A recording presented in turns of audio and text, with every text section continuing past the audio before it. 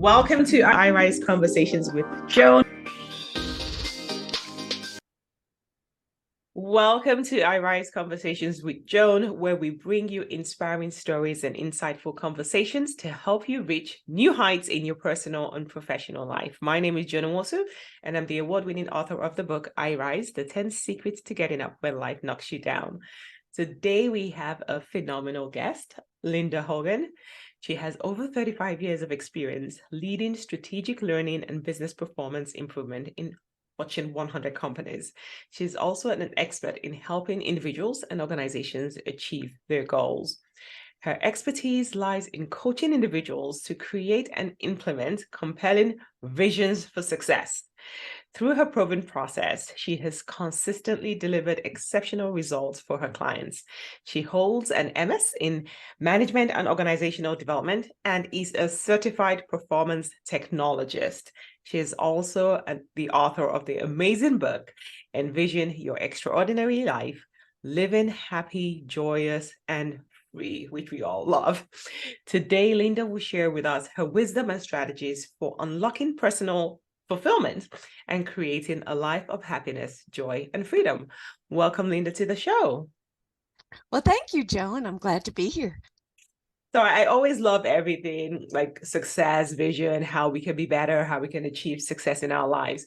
But and you're an expert in that area, so I'm really excited about today's show. But before we get into creating a vision for our lives, tell us a little bit about your own story, your journey, and how you got on this path. Okay. Well, about 35 years ago, I was working with a group of women, and we met once a month. The women were grandmothers, mothers, divorced, single, black, white, brown, a lot of differences. The only thing we had in common was that we were recovering alcoholics. And we met once a month to let go of the life that we had and envision a more beautiful, peaceful life, living sober and not addicted to any chemicals. I envisioned our futures and set goals. I led them through guided imageries, and the things that happened to them was just phenomenal. And I had to write this stuff down. So I did, and documented kind of the journey that we took. And my book then encompasses some of the stories of what happened to these women and how they grew. It incorporates the guided imageries as well as a transformation process. And in my own life, I grew also. I had my own business then, and it was the most important thing to me. I was just hanging on to it, and I was able to let go of that. I, it's often when tragedy strikes, right, that we're willing to change. And I had a little girl at that time, and she was 3. I was pregnant again and very joyously looking forward to that. And I had a miscarriage at 13 weeks, and I just felt like my heart was ripped out. And so I decided it might be okay to start looking for another job and a job working for somebody else, as I had my own business for 10 years. And I applied for a job and got a job at a corporation. I had never worked at a corporation before, and I was brought on to lead learning and performance improvement for a Fortune 100 company that had 40 plants in the United States. And over the course of my being there, increased to 210 plants worldwide, and led to me being an expat in Germany for 4 years. So it's been a wonderful journey. Yeah, that's amazing. Like you usually hear people go from working in corporate to starting their own business. You kind of did it the other way around. Yeah, you had Well, your yeah, people said, well, how can you start your own business? I said, well, I was a social worker and I had just gotten promoted and was making $15,000 a year. So there wasn't much to lose. no. No, absolutely not. Thank you. Well, thank you for sharing your story and your journey and how it has led you to where you are now, where you're helping other people to really envision their life. So tell us a little bit about your book. What led you? Why did you feel you needed to write the book at this point in time? Well, we've been going through so much in this world, right? With global pandemic, war, racial conflict,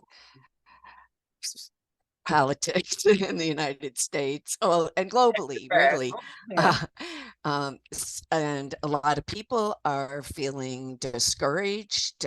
Suicides are up, alcoholism is up. Um, and I just wanted to find a way to give back for my recovery. Part of my recovery is giving back.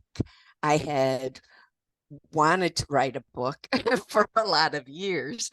And like I said, I'd written these stories, but other things came first. My family, I had two daughters, and I have two daughters. And my work was, I was working 50, 70 hours a week. And so I put this book idea on hold. And finally, just as the pandemic was hitting, I decided that I wanted to step down and work 20 hours a week so I could finish the book. And so I was working for Rolls-Royce at the time, and they allowed me to work 20 hours a week. And was grateful for being able to finish the book. And I had a lot of help from other people. I didn't know how to do it, right?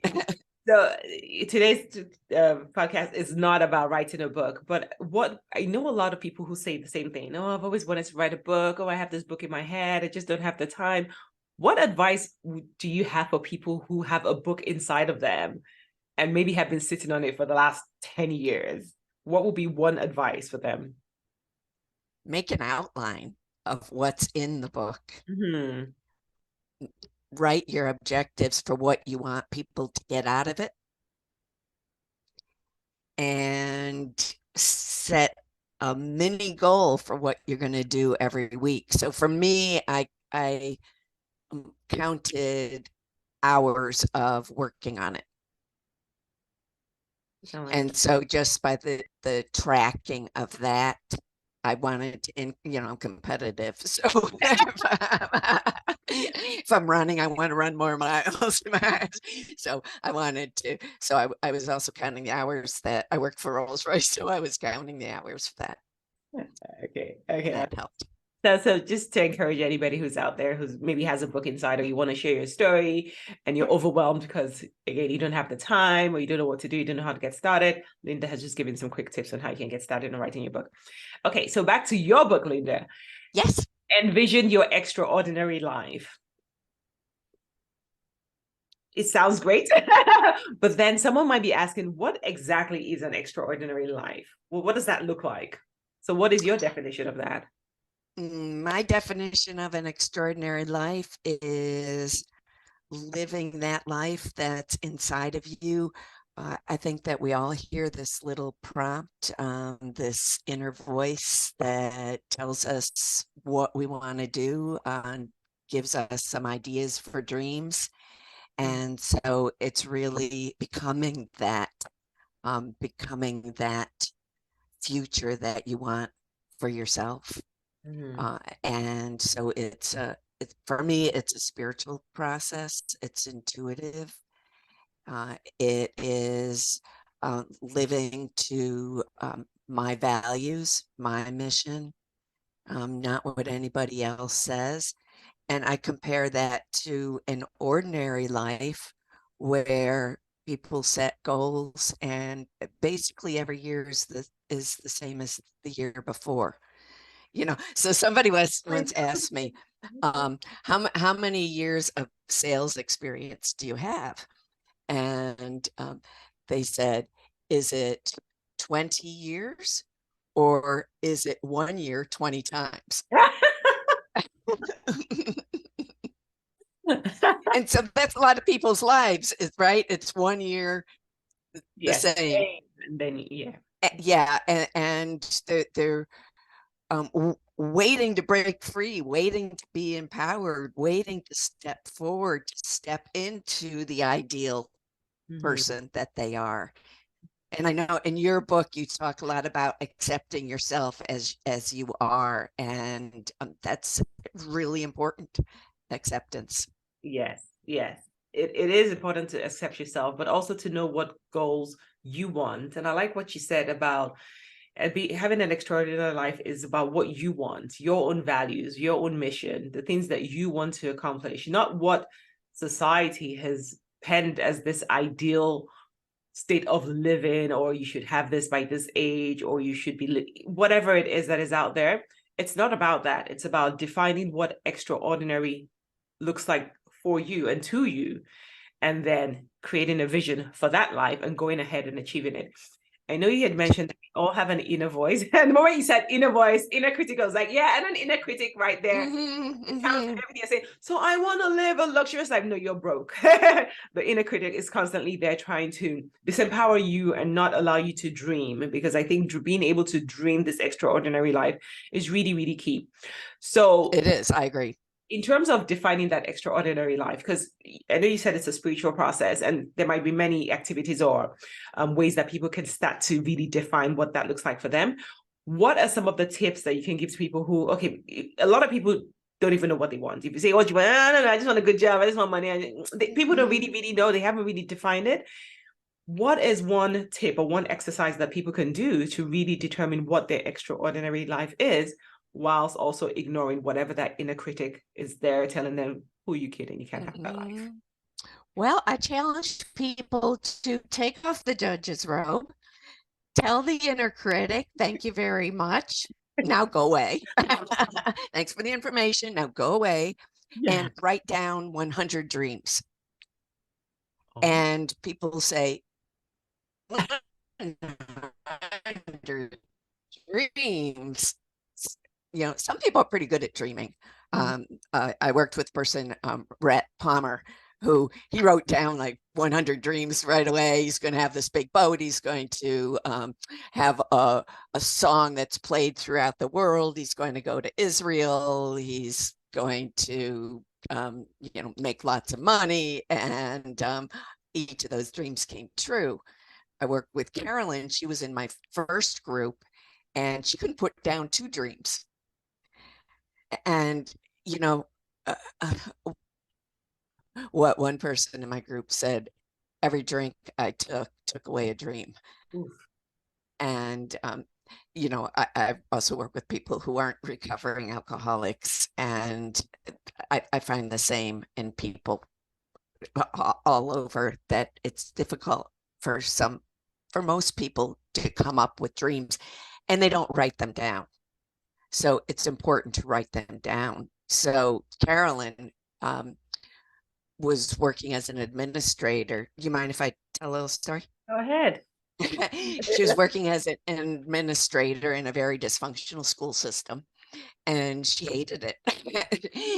She was in her late 40s, and she remembered, after we had met a few times, and each time I provided a guided imagery. And so guided imageries helped bypass that inner critic, that part of the brain. So it's a powerful tool. But she finally remembered that when she was little, she wanted to be an interior designer. She was always designing little houses and drawing them and creating them. And when she moved to Syracuse, with her husband was in the service, and They had moved to Syracuse, New York, and he was enrolling in grad school. So she decided she would enroll in grad school. She went to the School of Interior Design at Syracuse University, and they went for an interview and they asked to see her portfolio. Well, she didn't have a portfolio. She was so ashamed.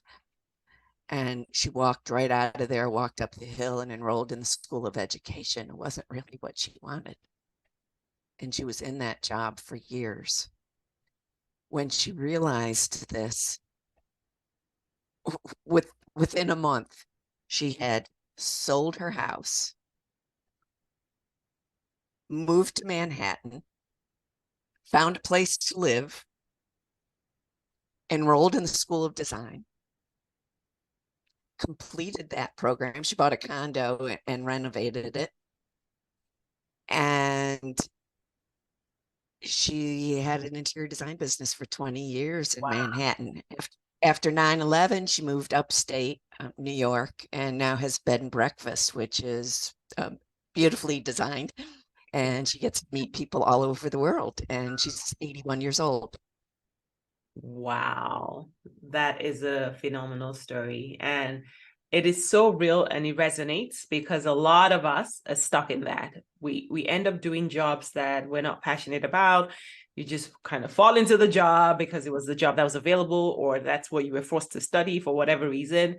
And then 10, 20 years go by and you're like, this is my life. I'm sad. But you're saying with this story that you just told us, it doesn't matter how long you've been in that job doing that thing that you don't really like, that thing that doesn't really light your fire or fill your cup. The day you realize that you can have an extraordinary life, things can change. You said everything. That's right. Are you kidding me? 1 month, your life can start to look completely different. One thing I want to address is people who say, I don't want anything, I'm fine, I'm content. Because it's so easy to sit in this mediocre, I'm content and I'm okay, I have everything I want. When you deep down inside, you know that that's not true. But you've told yourself that I'm a good person, I'm not, I'm humble, I'm not greedy, I'm content. That's not what we're talking about today. We're talking about how you can have an extraordinary life, a life that you truly love, one that you wake up every day, you're like, you're on fire. You're like, Yes. you're happy, you're joyous. Yes. You're impacting lives, you're doing the things that you really want to do, you're fulfilling your mission on earth, you're breathing life into your environment, into people, not just a life where you just sleep, wake up, rinse, repeat. That's right. That's right. My daughter, I was talking to my daughter. She's an attorney and she's 35. She said, I got to work yesterday at 6 o'clock in the morning. I was just so excited to work, and then that is what we want. Yes. I wake up every morning and I say, good morning, It's a wonderful life. Absolutely. And I'm grateful for that. Gratitude is so incredibly important. To be grateful for what you have, because I believe when I make a decision to be grateful, then I am accepting my life exactly as it is. And I am also welcoming new things into my life. Absolutely. Absolutely. And, gratitude is so important because it takes you out of the victim mindset. It's not always complaining about what you don't have, what's not working, who's not this, who did this to you. No, it's about being grateful for where you are and then living in anticipation of future beautiful things that are about to come. That's right. Some people don't have problems setting dreams. They can write a list of 1,000 in a heartbeat. They've been dreaming forever. But for some reason, they're just not able to move forward. What are some of the challenges that you've seen in your experience that really stops people from achieving some of these dreams that they have written down or at least thought about in their heads? They don't write them down. That's fun. Write it down. Write it down, because writing crystallizes thought. And then read your dreams. Read them. I have a book. This is my goal book. And I've been writing down my dreams since 1982. No. And so I have a lot of dreams. So people don't write them down. When you write them down, then you can look back and you can say, oh, I did that. Or you can say, that's not really what's important to me. Yeah. Or you can know when an opportunity comes that that's something that's going to lead you towards your dream. So the other thing is having a vision of what you want. And I mean, a picture in your mind of the ideal you in the ideal life, in the ideal future. And I suggest looking 5, 10 years into the future. Sometimes people say, oh, just let me look at 3 years because I, I just can't manage that long. You know, to Yeah. me, it's exciting. I look forward. Uh, so, so look into the future as far as you can and create that picture. Uh, I have guided imageries for free, like 21 of them on my website that people can access. Some of them allow people to look into their future. So I would say you can listen to them Okay. because guided imagery has been proven to bypass the critical part of the brain. It relaxes us, helps us to be more creative and peaceful and connect to a higher power. Uh, it enables us to see possibilities. It's like trying on clothes. You can just try on different possibilities for yourself and see, how does that make you feel? Does it energize you, or does it, scare you? And for people get overwhelmed, break it down. And what you can also do is um, see a timeline in front of you and step back and dissociate yourself from it. Just like like you watch your thoughts, or like you're watching television or people walking by. Just it's you don't have to be stuck. And then it feels more possible. And then write down your goals and break that down and keep score. So it helps to know, are you winning or losing? Yes. What's in it for you? Yeah. Yeah. I hope I answered your question. I'm You not did. sure. You did. And I'm sure some people were expecting this elaborate, 50-point thing of how to achieve your goals, but you just started with just write it down. Start by writing it down. Have a vision for your life. I've never heard of the guided imagery before, but I want to encourage everyone to check it out and try it, because you never know what might resonate or what might work for you. But one thing's for sure, if you don't have a vision for your life, you're not going anywhere. Let's not kid ourselves. You have to know where you want to go and what are the goals, and track those goals to ensure that you're actually on the right track and accomplishing the things that really fulfill you, so that you can have that amazing, joyous, happy life that we talked about.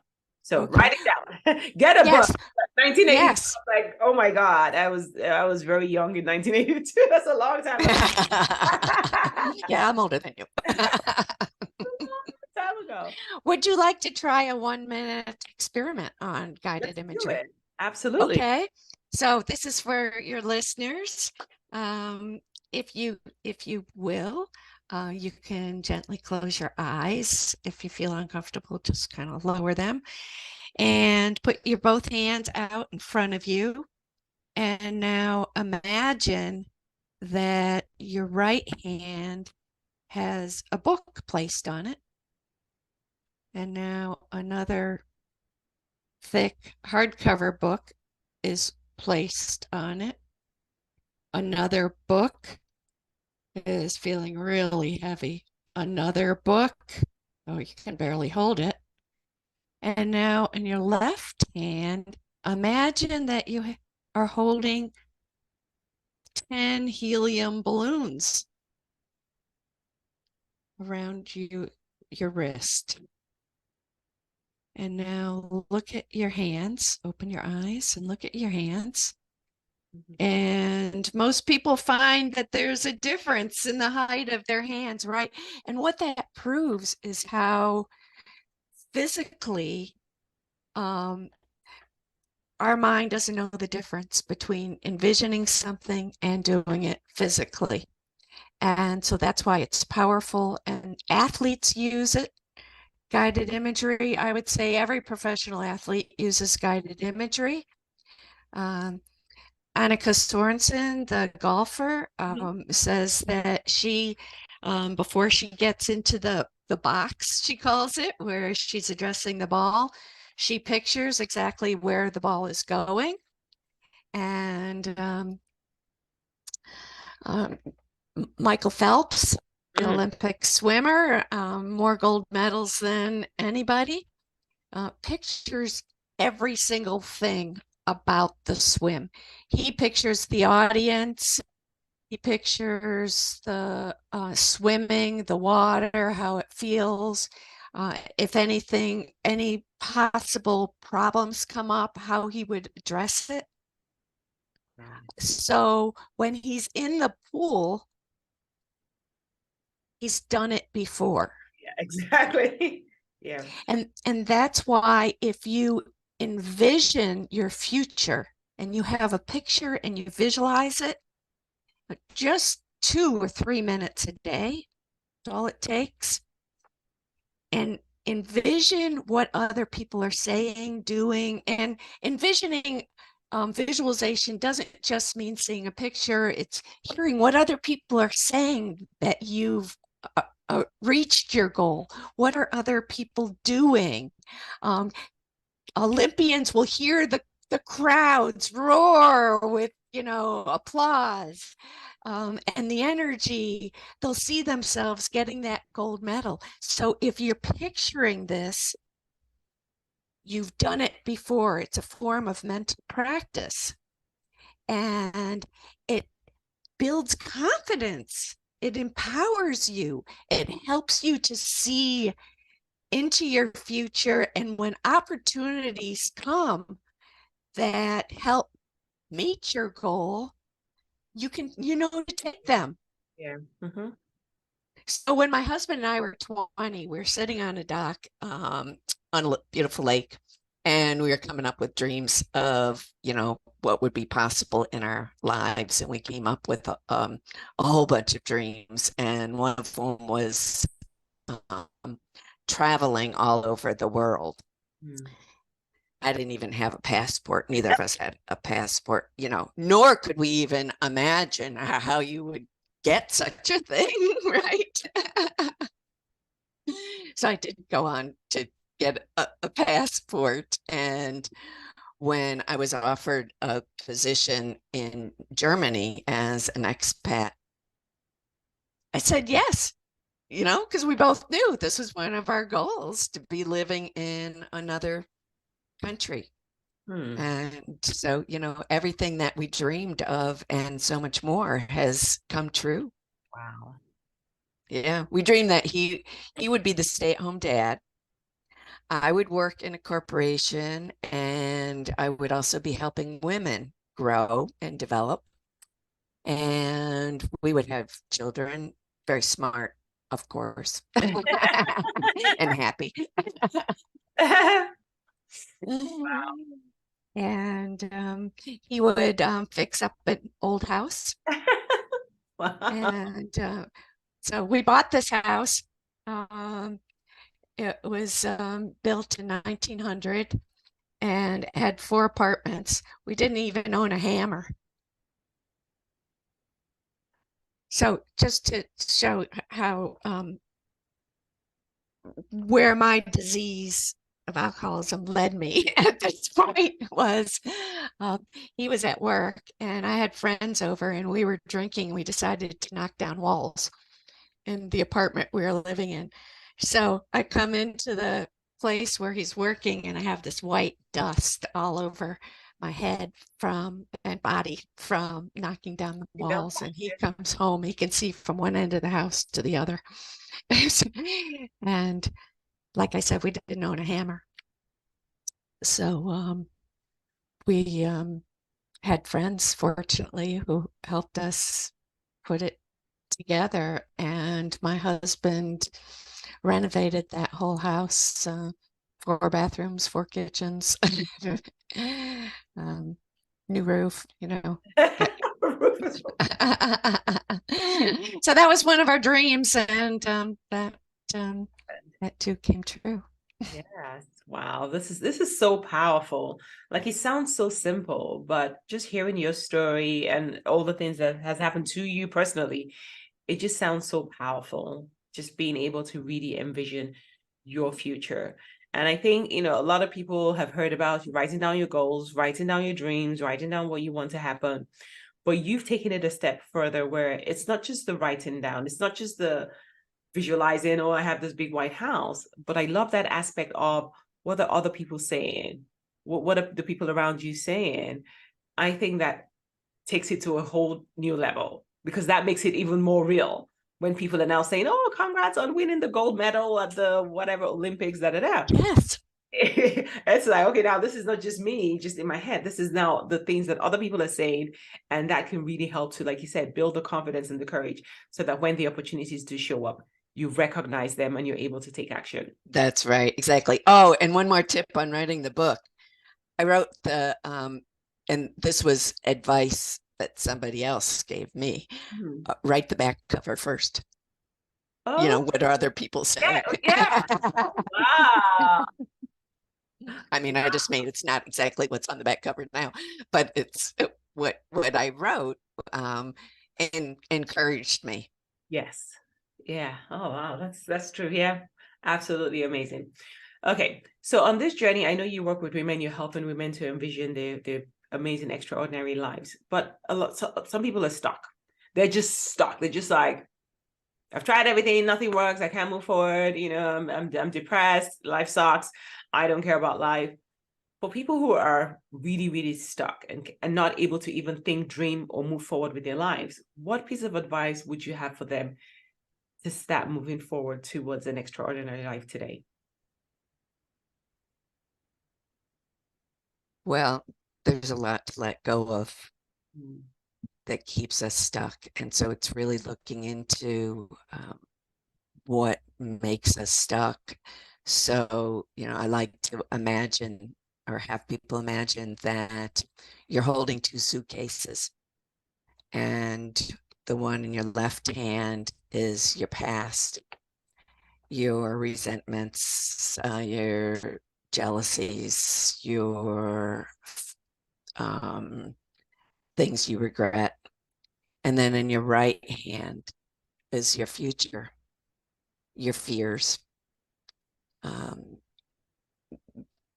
and you see a friend coming in. Well, you want to embrace that friend. So you need to let go of the past and the future. You need to let go of your suitcases so you can embrace your friend, so you can embrace your future and your journey. So there's a lot of work that takes place to identify what is holding you back. And in guided imagery, sometimes I'll use the inner advisor.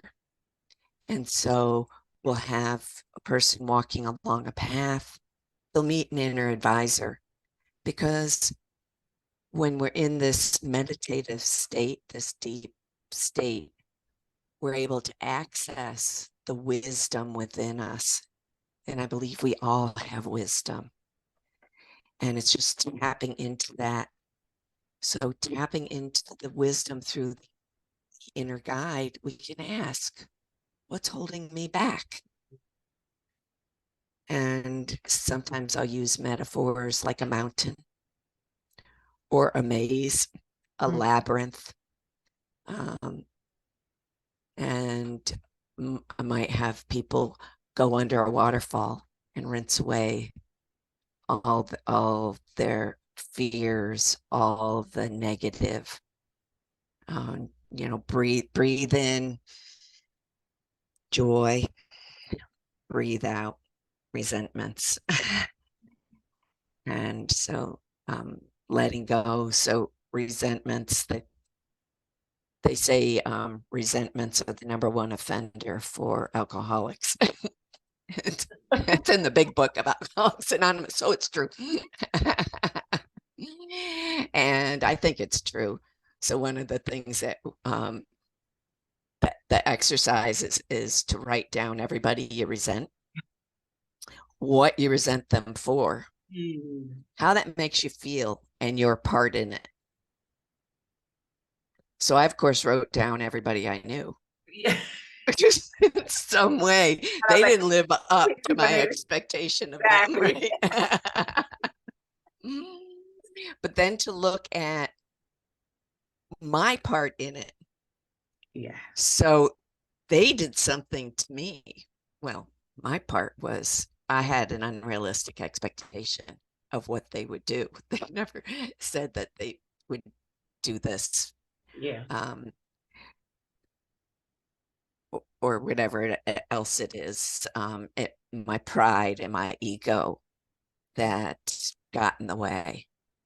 And so it's only by seeing these things that we can let go of them. So I was doing some work on my father and how I thought he just never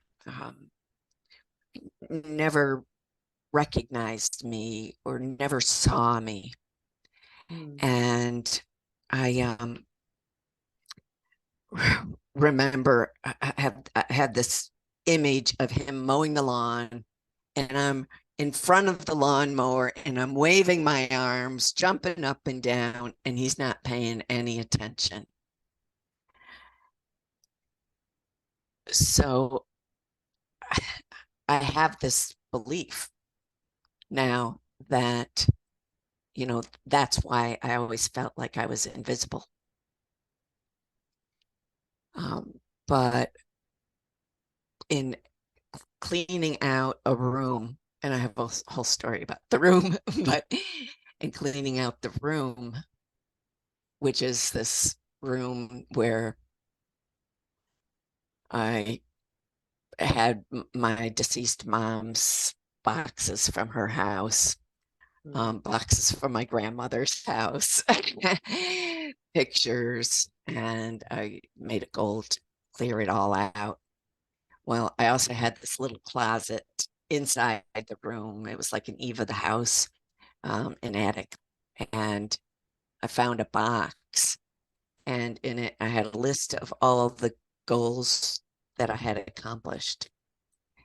And I hadn't looked at this stuff for 20 years.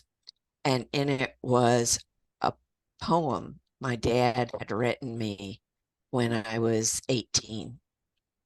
He left it in my room while I was sleeping, and when I got up, I saw it. And I read it, and I realized he did get me. He totally got me. I just made this story up. Yeah. And so we need to look at what are the stories that we tell ourselves. Is it true? Ooh. Yes. What are the facts for and the facts against? Powerful. And then to picture a time when it wasn't true. And remember that memory versus whatever this story is that we're making up. Because most of it is made up. Like science has proven that most of the stories we make up, things that we say we remember from our childhood, did not happen. Yes, that's right. That's right. Yes. And so we come to believe I'm not good enough. Yeah. I don't have enough. I don't do enough. Yeah. And most people I know had some refrain like that going on in their heads. Absolutely. And you are good enough. You have enough. You do enough. And you deserve to have an extraordinary life. And you deserve to have an extraordinary life. Yes. Absolutely. Okay, thank you so much for sharing that. So finally, who do you work with and how can people work with you personally if they wanted to? Okay. I work with mostly women, but I'll work with men too. I've worked with men and helping them to create a vision, and I've worked with organizations. You can go to my website, envisionyourlife.coach. And there I described some of the services. So one-on-one coaching, or what I like most is I have a visionary women's mastermind, and we meet once a month for 2 hours. And the idea of a mastermind is that when two or more people come together and they share their goals and their dreams, that they strengthen them, and we challenge one another to see more possibilities for ourselves, to support one another. And so in this group, women are doing incredible things. And so during the session, I'll lead them through a couple of guided imageries for different aspects.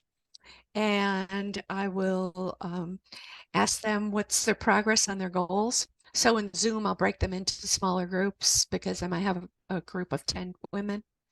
And with smaller groups, they can share more, have more time to share. And then they have accountability partners who meet once a week.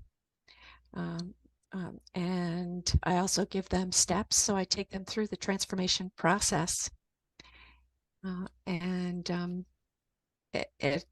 it works. Women become more empowered. A woman corporate manager was concerned for retirement, that she had a lot of debt. Mm. And so her goal was to be debt free. She became debt free and also got a promotion with Wow. more money. Wow. Yeah, everybody wants to lose weight and exercise more. Of course. Of course. So they do that. I have one woman who said, "I want a bold new life." Okay. And and she sold everything that she had and she moved to California.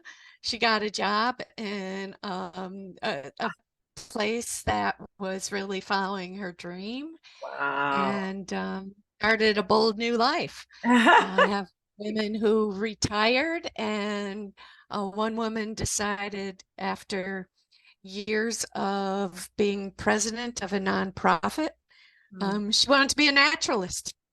So she's doing that. Wow. Whatever you can, if you can dream it, you can achieve it. And I think there's nothing better That's than right.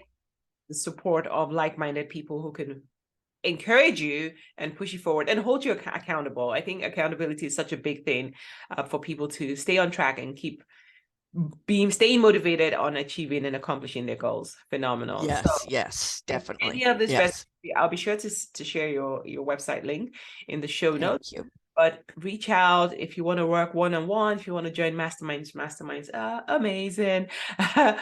You can get started on those dreams. And like we said, if you're feeling stuck as well, there's a lot of, I think you said 21 guided imagery on your website that can help you get started so you can unlock some of all that resentment and negativity that's going on and really move forward and step into your extraordinary life. We all deserve to have one, and we all can. We sure do. And it's possible for all of us. It is possible for every single person. It is. It is. Thank you so, so much, Linda, for being here with us today. So many great tips. Any final words before we go? Just know that you are extraordinary and that you can accomplish your goals and your dreams. And I've enjoyed talking with you. Thank you, thank you, thank you so much. Thank you for all the amazing work that you do. Love everything that you do, everything that you said today. And I hope people are encouraged. I hope you all got something. I definitely did. I'm going to go start envisioning my future and really thinking about what you said about what will people say about me when I've achieved my goals. I want to wish everybody a great and amazing week ahead. And I will see you same time next week on iRise Conversations with Joan. Thank you for listening.